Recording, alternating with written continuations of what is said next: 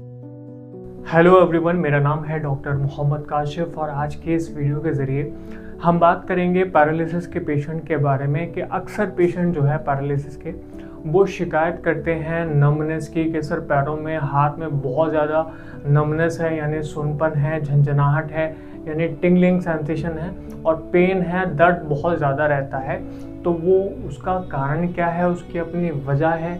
क्या उसकी वजह रही हैं कि जिस वजह से उनको पैरों में हाथ में सूनपन, झंझनाहट और दर्द रहने लगा है, क्या उसके अपने कारण हैं और क्या उसका इलाज हो सकता है। तो सबसे पहले हम समझने की कोशिश करेंगे कि जो आपको हाथ में, पैर में पैरालिसिस के बाद में जो झंझनाहट आ रही है, जो सूनपन ऐसे हो रहा है, जो आपको दर्द हो रहा है, उसका अपने आप में कारण क्या है। देखिए, सबसे पहले कारण की अगर हम बात करें तो वो सबसे पहला कारण है आपका नर्व्स और न्यूरॉन्स का डैमेज होना।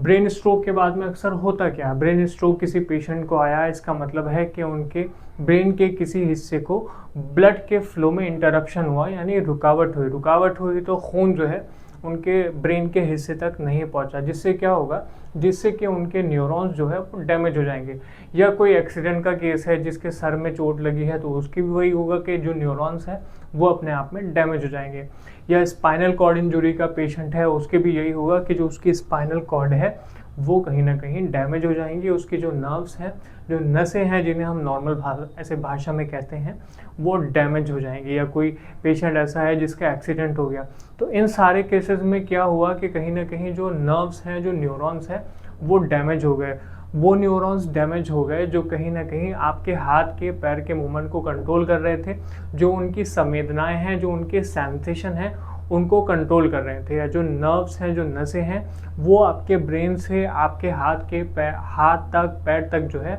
आपके जो सिग्नल आपके ब्रेन से चलते हैं उन्हें लेके जा रही थी। तो अब क्या हुआ कि जब आपके ब्रेन में डैमेज हुआ या आपके जो नर्व्स हैं, जो नसें हैं, उनमें ज़्यादा दिक्कत ऐसे पैदा हो गई, वो ख़राब हो गई, तो आपके सिग्नल कहीं ना कहीं वो ऑल्टर हो जाएंगे। उस सिग्नल ऑल्टर हो जाने की वजह से, वो संवेदनाएं ख़राब हो जाने की वजह से आपके हाथ में, आपके पैर में झंझनाहट रहना शुरू हो जाएगी। आपके कहीं ना कहीं जो दर्द है वो हाथ पैर में रहना शुरू हो जाएगा। हाथ पैरों में पेशेंट कहेंगे, मरीज़ कहेंगे जो पैरालिसिस के हैं कि सर मेरे हाथ में, पैर में बहुत ज़्यादा सुनपन रहने लगा। तो पहला रीज़न उनका यही है कि उनकी जो नर्व्स है, जो न्यूरॉन्स है, वो डैमेज हो जाते हैं। दूसरा जो उनका रीज़न है वो है उनके हाथ में, पैर में ब्लड का पुअर सर्कुलेशन। देखिए, पुअर सर्कुलेशन वो किस वजह से हुआ कि जब आपको पैरालिसिस जैसी कंडीशन आई, ब्रेन स्ट्रोक के बाद में आई हो या किसी और कंडीशन के बाद में, तो आपके हाथ पैर चलना जो है वो बंद हो गए। बेशक ये ज़रूर है कि आपका जो दिल है, जो आपका हार्ट है, वो आपकी आर्टरीज़ में जो है वो ब्लड को फ्लो करता है, वेंस से वापस ऐसे लाने में मदद करता है, लेकिन आपके हाथ और पैर के जो मूवमेंट हैं, जो मसल के ऐसे मूवमेंट हैं, जो जॉइंट के ऐसे मूवमेंट है, वो भी आपके ब्लड फ्लो में कहीं ना कहीं मदद करता है। अब एक कोई पेशेंट ऐसा है जो जिसको पैरालिसिस हुआ है, तो पैरालिसिस होने की वजह से उसके हाथ और पैर के जो मूवमेंट है वो तो ज़ीरो हो जाएंगे, कुछ महीने तक ज़ीरो रहेंगे। या ऐसा हो सकता है कि थोड़े ऐसे मूवमेंट ख़राब हो जाएं, थोड़े मूवमेंट बचे रहें, बाकी रहें, थोड़ा बहुत चल लेते हैं, थोड़ा बहुत हाथ ऐसे उठा पाते हैं। तो अब क्या होगा कि उनके हाथ में मूवमेंट कम होने की वजह से या ना होने की वजह से, उनके पैर में मूवमेंट कम होने की वजह से या मूवमेंट ना होने की वजह से, उनके हाथ पैर के जो ब्लड का सर्कुलेशन है वो भी कहीं ना कहीं कम हो जाएगा। अब ब्लड का सर्कुलेशन अगर कम होगा तो आप जानते ही हैं कि ब्लड में, जैसे मैंने बताया था, कि आपकी ऑक्सीजन होती है, आपके न्यूट्रिशन होते हैं, आपका विटामिन्स होता है, मतलब वो सारी चीज़ें जो आपके मसल्स को, जो आपके जॉइंट को चलाने के लिए ज़रूरी है, वो कहीं ना कहीं आपके ब्लड में होती हैं। तो अगर आपका सर्कुलेशन कम हो गया है, बेहतर नहीं है पहले के कंपैरिजन में, पहले के मुकाबले, तो कहीं ना कहीं आपको हाथ में, पैर में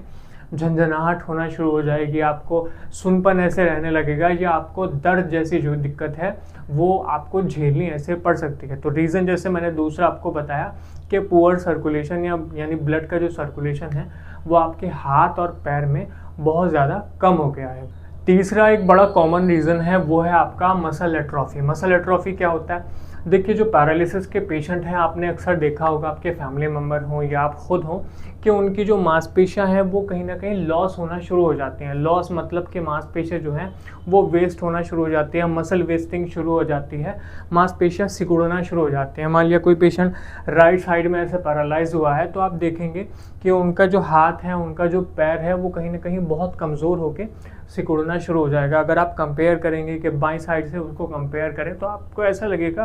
कि शायद जो दायां हिस्सा है वो बहुत कमज़ोर हो गया है, उसकी मांसपेशियां जो है वो बहुत ज़्यादा तेज़ी के साथ में लॉस हो रही हैं। तो मसल एट्रोफी हम इस कंडीशन को कहते हैं। इसका मेन रीज़न क्या है कि आपके हाथ पैर नहीं चले, जो ब्लड का सर्कुलेशन था वो कम है, ब्रेन से आपके सिग्नल नहीं आते, मतलब कि जो पूरा हाथ और पैर है वो पैरालाइज हो गया। अब मसल एट्रोफी होने की वजह से जो आपकी मांसपेशियां सिकुड़ रही हैं, उनकी वजह से ये भी होगा कि आपकी जो नर्व्स हैं, जो नसें हैं, कहीं ना कहीं वो भी सिकुड़ना शुरू हो जाएंगी। अगर वो सिकुड़ रही हैं, वो ख़राब हो रही हैं, वो बेहतर तरीके से काम नहीं कर पा रही हैं, तो ब्रेन से जो आपके सिग्नल आ रहा होगा आपके मसल को चलाने के लिए, आपके जॉइंट को चलाने के लिए, वो सिग्नल उतना बेटर, उतना बेहतर तरीके से आपके मसल्स के लिए, आपके हाथ के मूवमेंट के लिए, आपके पैर के मूवमेंट के लिए काम नहीं कर पाएगा। काम नहीं कर पाएगा तो इसका सीधा सा मतलब है कि आपके हाथ में, आपके पैर में जो है वो झंझनाहट रहना शुरू हो जाएगी, वो आपके हाथ में, पैर में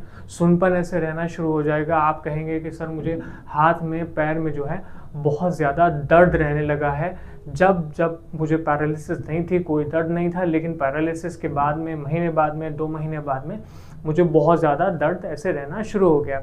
तो इसकी मेन वजह क्या थी कि आपके हाथ पैर जो हैं, उनकी जो मांसपेशियां हैं उसमें एट्रोफी हो गई, वो सिकुड़ना शुरू हो गई, मसल जो है वो लॉस होना शुरू हो गया, जो आपके हाथ पैर हैं वो बहुत ज़्यादा कमज़ोर हो चुके हैं। तो कहीं ना कहीं जो तीसरा रीज़न है मसल एट्रोफी जो है, ये भी आपकी वजह बनती है आपके सुनपन में, आपके झंझनाहट में और आपको जो दर्द रहता है उसमें। चौथा जो कारण है वो है आपका प्रेशर सोर्स। देखिए पैरालिसिस के बाद में, चाहे वो किसी भी कंडीशन की वजह से, चाहे वो इश्केमिक ब्रेन स्ट्रोक की वजह से आई हो, चाहे वो हैमरेजिक ब्रेन स्ट्रोक की वजह से आई हो, चाहे वो आपको किसी एक्सीडेंट की वजह से आई हो, चाहे वो आपके स्पाइनल कॉर्ड इंजरी की वजह से आई हो, तो आपको क्या होगा कि आप जो है, जब आपको इस तरह की कंडीशन पैरालिसिस जैसे हेमिप्लीजिया हुआ, क्वाड्रिप्लीजिया हुआ, पैराप्लीजिया हुआ, तो आप क्या होंगे कि आप बिस्तर पर एकदम से पूरा लेट जाएंगे, आपके हाथ नहीं चल रहे क्योंकि आपके पैर नहीं चल रहे। जब आप लेट जाएंगे, एक पोजीशन में आप लेटे रहते हैं, तो उससे क्या होगा कि मान लिया कि आप सीधे लेटे हैं, तो कमर की मांसपेशियां, हाथ की मांसपेशियां जो इस तरह से सीधे से पड़ी हैं, उनके ऊपर प्रेशर लगना शुरू हो जाएगा। अब आप जानते हैं जब उनके ऊपर किसी चीज़ के ऊपर प्रेशर लगता है तो उसका कहीं ना कहीं उस हिस्से का जो अपना एक सर्कुलेशन है वो कहीं ना कहीं कम हो जाता है। साथ में, या इसको इस एग्जांपल से आप समझ सकते हैं कि कोई आपकी पाइप है, कोई टंकी का पाइप है, आप उसके ऊपर पैर रख देते हैं तो कहीं ना कहीं जो फ्लो है पानी का वो कम हो जाता है उसमें, और रुकावट ऐसे हो जाती है। इसी तरह से जब आप पैरालिसिस के पेशेंट हुए, उसके बाद में आप लगातार लेटे रहते हैं, मूवमेंट क्योंकि कर नहीं सकते, तो आपके मांसपेशियों के ऊपर प्रेशर लगने की वजह से, प्रेशर सोर्स ऐसे होने की वजह से आपकी जो नसें हैं, जो नर्व्स हैं, उनके जो सिग्नल हैं वो भी कहीं ना कहीं अपने आप में बदल जाएंगे, वो भी कहीं ना कहीं जो सिग्नल हैं वो ऑल्टर हो जाएंगे। मतलब कि आपके ब्रेन से जो सिग्नल आ रहे हैं वो सिग्नल तो बेटर हैं, लेकिन आपके मूवमेंट इतने कम हैं कि आपके हाथ पैर नहीं चल रहा है, हाथ पैर नहीं चल रहा है, तो आप जो है एक पोजीशन में लेटे हुए हैं, प्रेशर आपकी मसल्स के ऊपर, आपकी नर्व्स के ऊपर जो आपके सिग्नल ऐसे लेके जाती हैं उनके ऊपर पड़ रहा है, तो उनका फ्लो ऐसे अच्छा नहीं हो पा रहा है, सिग्नल का जो फ्लो है अपने आप में अच्छा नहीं हो पा रहा है, जिस वजह से आपको क्या कंडीशन डेवलप होगी, जिसकी वजह से आपको हाथ में या पैर में सुनपन रहना शुरू हो जाएगा, आपको हाथ में, पैर में झंझनाहट ऐसे रहना शुरू हो जाएगी, या पेशेंट जो है पैरालिसिस के वो बोलेंगे कि सर मेरे हाथ पैर में जो है वो बहुत ही ज़्यादा दर्द रहता है, लहर सी जैसे बोल देते हैं कि एक लहर सी उठ रही है मेरे हाथ पैर में, दर्द की, झंझनाहट की, सुनपन की। तो ये सारी चीज़ें मुझे तब हुई जब मैं जो पैरालिसिस की ऐसी कंडीशन मेरी डेवलप हुई है। पांचवा जो रीज़न है वो है आपका विटामिन डेफिशिएंसी या मिनरल की ऐसे डेफिशिएंसी या न्यूट्रिशन की डेफिशिएंसी। देखिए पैरालिसिस के पेशेंट में अक्सर क्या होता है कि विटामिन्स की, मिनरल्स की बहुत ज़्यादा डेफिशिएंसी हो जाती है, शरीर में जो है वो बहुत ज़्यादा जो है कम मात्रा हो जाती है, आपके विटामिन्स की, आपके मिनरल्स की, आपका जो न्यूट्रिशन है उसकी बहुत ज़्यादा ऐसे कम मात्रा हो जाती है। तो जिस वजह से क्या होगा, ख़ास तौर से जो कम मात्रा है, जो विटामिन बी कॉम्प्लेक्स है, विटामिन B12 है, या फॉलिक एसिड है, या ओमेगा 3 फैटी एसिड्स हैं, या न्यूट्रिशंस हैं, मिनरल्स हैं, उनकी बहुत ज़्यादा कमी हो जाती है। अब इन सब की जब कमी हो जाएगी, इनमें से कुछ की भी ऐसे कमी हो जाएगी, तो पेशेंट कहेंगे कि सर मेरे हाथ पैर में झंझनाहट रहने लगी है, मेरे हाथ पैर में सुनपन ऐसे रहना शुरू हो गया है, मुझे दर्द रहने लगा है। तो मेन रीज़न क्या था? मेन रीज़न था कि उनके शरीर में कुछ विटामिन्स की कमी थी, कुछ न्यूट्रिशन की कमी थी, कुछ मिनरल्स की कमी थी, बी कॉम्प्लेक्स की ऐसे कमी थी, जिस वजह से उनके हाथ में पैर में ऐसे झंझनाहट रहना शुरू हो गई, सुनपन ऐसे रहना शुरू हो गया, जिससे उन्हें ये सारी दिक्कतें ऐसे रहने लगी हैं। तो ये 5 रीज़न हैं जो पेशेंट में ऐसे निकल के आते हैं, जिसकी वजह से पेशेंट को, जो पैरालिसिस के ऐसे पेशेंट हैं, उन्हें दिक्कत होती है सुनपन की यानी नमनेस की, उन्हें दिक्कत होती है टिंगलिंग सेंसेशन यानी जो झंझनाहट है हाथ पैर में उसकी, और तीसरी जो आपकी दर्द है, जो पेन है, उससे उन्हें जूझना पड़ता है। मेन रीज़न जो है वो 5 यही होता है। अब सवाल उठता है कि सर ये जो दिक्कतें आई हैं, इनका अपने आप में क्या ऐसे तोड़ हो सकता है, क्या एक ट्रीटमेंट हो सकता है, क्या किस तरीके से हम जो है अपनी इन दिक्कतों को कम से कम कर सकते हैं? देखिए, समझने वाली बात यह है कि हमें उन कॉज के ऊपर, उन कारणों के ऊपर ज़्यादा ध्यान देना होगा कि वो किस वजह से आई हैं। जैसे मैंने पहला ही बताया था कि आपके न्यूरॉन्स ऐसे डैमेज हुए हैं ब्रेन स्ट्रोक की वजह से, या किसी भी ऐसे के एक्सीडेंट की वजह से आपके ब्रेन में चोट लगी है, तो कहीं ना कहीं हमें अपने ब्रेन स्ट्रोक के ऊपर ध्यान देना पड़ेगा। उसके लिए हमें बेसिक ऐसे ट्रीटमेंट लेना पड़ेगा कि आपको मेडिसिन ऐसे लेनी पड़ेगी। वैदिक आयुर्वेदा के ज़रिए हम दवाइयाँ देते हैं, इसीलिए देते हैं कि आपकी जो दिक्कतें हैं, जो ब्रेन स्ट्रोक जैसी दिक्कत आई है, उसमें हम कमी लेके आएँ। जो दवाइयाँ आपको दी जा रही हैं, चाहे आयुर्वेदिक हों, चाहे वो एलोपैथिक हों, उसमें आप अपने डॉक्टर से बताइए कि इस तरह की मुझे दिक्कत आ रही है, तो कहीं ना कहीं वो आपको उस तरह की दवाइयाँ डिलीवर करेंगे। हम जितने ऐसे वैदिक आयुर्वेदा के पेशेंट होते हैं, उन्हें उनकी जो कंडीशन है अगर वो बताते हैं, उसके अकॉर्डिंग चीज़ें ऐसे डिलीवर करते हैं। तो आप जो ट्रीटमेंट, जो मेडिसिन लेते हैं, उस पे कहीं ना कहीं ऐसी दवाइयाँ होती हैं जो आपके दर्द को, जो आपके झंझनाहट को, जो आपके जो सुनपन है ऐसे हाथ पैर में, उसको कम करने में मदद करते हैं। तो सबसे पहली चीज़ तो है वो है आपकी मेडिसिनल पार्ट, कि आपको इस तरह की दवाइयाँ, इस तरह की मेडिसिन मिलनी चाहिए जो आपके दर्द को, सुनपन को, या जो झंझनाहट है, टिंगलिंग सेंसेशन है, उसमें आपकी बहुत तेज़ी के साथ में कमी लेके आए। दूसरा जो ट्रीटमेंट है, जो ट्रीटमेंट का हिस्सा है, वो आपका है फिजियोथेरेपी या आपकी जो एक्सरसाइज है। देखिए, जैसे जितने मैंने आपको कॉज बताए थे, उनमें मैंने ये हर बार ऐसे पॉइंट को रोल आउट किया कि आपके हाथ पैर नहीं चल रहे, आपके हाथ पैर नहीं चल रहे, आपके हाथ पैर न चलने की वजह से आपको दिक्कत आ रही है। तो जितने ऐसे पेशेंट हैं, कोशिश करें कि अपनी जो रूटीन है एक्सरसाइज के लिए, उसे बनाए रखें, उसकी कंसिस्टेंसी को बनाए रखें। आप कभी भी ऐसा नहीं करेंगे कि एक्सरसाइज ना करें। जितनी ऐसी वीडियो होती है, मैं कोशिश करता हूँ कि आपको एक्सरसाइज बताऊँ, ज़्यादा से ज़्यादा एक्सरसाइज बताता हूँ। जितने हमारे पेशेंट वैदिक आयुर्वेदा के होते हैं, हम उन्हें इस चीज़ के लिए बार बार इंसिस्ट करते हैं कि आपको एक्सरसाइज करनी ही करनी है। एक बार को आप एक समय के लिए दवाई छोड़ दीजिए, लेकिन आप जो है वो अपनी बिल्कुल भी एक्सरसाइज को ना छोड़ें। तो जितने ऐसे पेशेंट हैं वो ध्यान देंगे। साथ में आप इलेक्ट्रिकल स्टिमुलेशन ले सकते हैं। टेंस होता है बेसिकली, तो आप जो है टेंस ऐसे ले सकते हैं। इलेक्ट्रिकल स्टिमुलेशन फिजियोथेरेपी में होते हैं, आप वो ले सकते हैं, ताकि वो आपकी नसों को ऐसे खोलने में आपकी मदद करें, जिससे आपका जो सिग्नलिंग है, जो आपकी सेंसेशन ऐसे जा रही हैं आपकी मसल्स तक, जो आपके हाथ तक, पैर तक, वो खोल जाए, और आपकी जो झंझनाहट है, जो सुनपन ऐसे पैरों में रहता है, जो दर्द रहता है, उसमें बहुत तेज़ी के साथ में कमी आना शुरू हो जाए। लेकिन मैं फिर से वही कहूँगा कि आप सीधा के किसी इलेक्ट्रिकल स्टिमुलेशन टेंस के ऊपर जाएं। इससे ज़्यादा आप कोशिश करेंगे कि आप जितना हो सकता है अपनी जो एक्सरसाइज है उनको फॉलो करें। जितना आप एक्सरसाइज करेंगे, इसका मतलब है कि आपकी रिकवरी बहुत तेज़ी के साथ में आपको नज़र आना शुरू हो जाएगी। तीसरा है वो है आपका डाइट या आपका न्यूट्रिशन। देखिए, जैसा कि मैंने आपके कॉज में कहा था कि बहुत सारे ऐसे कॉज हैं, बहुत सारी ऐसी वजहें हैं जिसमें आपके शरीर में कुछ मिनरल्स की, कुछ विटामिन्स की, कुछ ख़ास तरह की जो न्यूट्रिशन है उसकी कमी हो गई।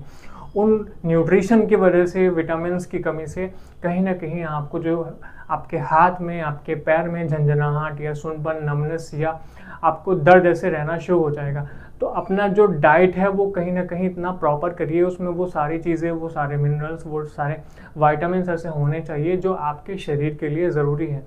हम जितने हमारे पेशेंट होते हैं वैदिक आयुर्वेदा के, हम उस तरह का उनको डाइट चार्ट देते हैं जिसमें एक ऐसी डाइट होनी चाहिए जिससे वो सभी चीज़ों को, सभी मिनरल्स को, सभी जो वाइटामिन्स हैं उनको हासिल कर सकें। लेकिन अगर बहुत ज़्यादा कमी है तो आप उस तरह के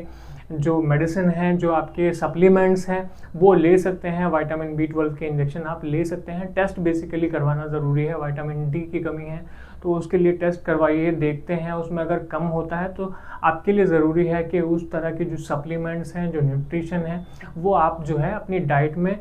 शुरू करेंगे लेना। जब आपकी डाइट में ये सारी चीज़ें पूरी हो जाएंगी तो कहीं ना कहीं आपके हाथ में, आपके पैर में जो झंझनाहट, जो सुनपन ऐसे रहता है, उसमें बहुत तेज़ी के साथ में कमी आना शुरू हो जाएगी। आज इस वीडियो के ज़रिए मैंने आपको 5 रीज़न बताए कि किस वजह से आपको हाथ में, पैर में झंझनाहट होती है, टिंगलिंग सेंसेशन होती है, नमनेस ऐसे होती है, सुनपन आता है या पेन होता है। मैं समझता हूँ कि इस वीडियो में जो कारण बताए हैं वो आपको समझ में आए होंगे, और जो ट्रीटमेंट मैंने बताने की कोशिश की है, हालांकि ट्रीटमेंट जो है वो हर पेशेंट का अलग होता है, लेकिन ओवरऑल जो मैंने बताने की कोशिश की है वो आपको समझ में आया होगा। लेकिन फिर भी किसी को इन कारणों के अलावा किसी और कारण की वजह से दिक्कत आ रही है, या इन्हीं कारणों की वजह से दिक्कत आ रही है, कुछ पूछना हमसे चाहते हैं इन कारणों के रिगार्डिंग या ट्रीटमेंट के रिगार्डिंग, या कुछ और पूछना चाहते हैं, तो नीचे आपको जो नंबर ऐसे दिखाई दे रहा है वैदिक आयुर्वेदा का, उस पर आप हमें कॉल कर सकते हैं। हमारे डॉक्टर्स की टीम इस चीज़ के लिए बहुत डेडिकेटेड है कि आपकी जो भी प्रॉब्लम है हम उसे सॉल्व करने की ऐसे